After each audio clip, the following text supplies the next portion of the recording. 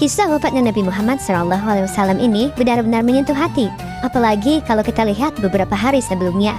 Sekitar beberapa hari sebelum wafat, Rasulullah mulai sakit. Awalnya demam biasa, tapi makin hari makin berat. Badan beliau panas banget sampai kadang pingsan karena lemah. Tapi yang bikin haru, di kondisi seperti itu beliau masih mikirin ibadah dan umatnya. Beliau tetap maksa keluar untuk sholat berjamaah, bahkan pernah dengan tubuh lemah.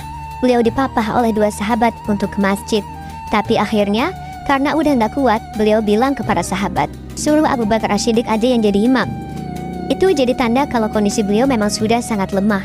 Selama sakit, Rasulullah dirawat di rumah istrinya, Aisyah binti Abu Bakar. Di sana beliau sering mengulang-ulang satu hal, umatku, umatku. Kebayang gak sih?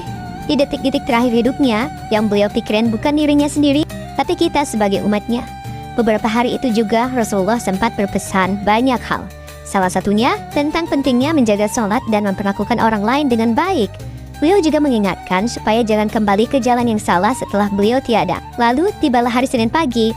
Saat itu suasana di Madinah agak berbeda. Rasulullah sempat membuka tirai kamarnya dan melihat para sahabat lagi sholat subuh berjamaah, dipimpin Abu Bakar. Beliau tersenyum.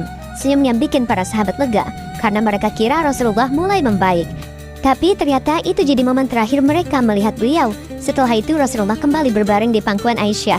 Nafas beliau mulai pelan sekali. Di saat-saat terakhir beliau berdoa, yang artinya beliau memilih kembali kepada Allah, ke tempat yang paling tinggi. Dan akhirnya Rasulullah pun wafat. Kabar itu langsung bikin Madinah seperti berhenti. Banyak sahabat gak percaya, bahkan Umar bin Khattab sampai bilang kalau Rasulullah gak mungkin meninggal. Tapi Abu Bakar berdiri dan menenangkan semua orang, mengingatkan bahwa Rasulullah adalah manusia dan yang abadi hanya Allah. Dari situ semua orang akhirnya sadar Rasul yang mereka cintai sudah benar-benar pergi, tapi ajaran dan cintanya ke umat tetap hidup sampai sekarang.